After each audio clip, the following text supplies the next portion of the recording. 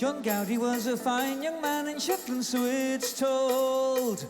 Many's the crowd in Lerwick town, his fiddle and he did hold. They've danced it up, they've danced it down as he fiddled the tunes around. Of all the players in Shetland Downs, no better could be found. When John broke prison door, jail hadn't seen his like before. He ran back to the Lerwick shore and wrote himself a tune. John had his eye on a fair young girl that lived not far away. His were not the only eyes, so the rumours say. It happened down the Sandvik mines, you in the copper bed. His rival dropped a hammer down, which struck John on the head. When John broke prison door, jail hadn't seen his like before. He ran back to the Lerwick shore, wrote himself a tune. It struck him such a fearful blow, weakening his mind. Left him with his fiddling still, but a job he couldn't find. For now he was prone to a fearful rage of the heat of the blazing sun. He would warn friends nearby, find her coming on.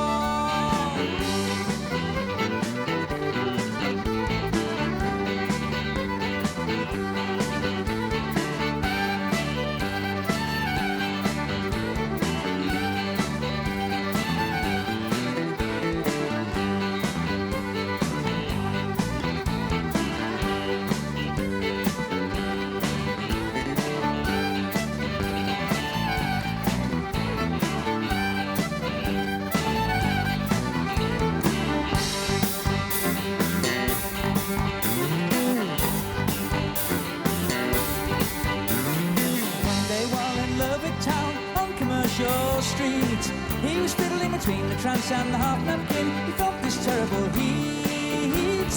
He was seized by many hands, locked in the tall booth. Under Sergeant Nichols' eye, his fury tried to soothe.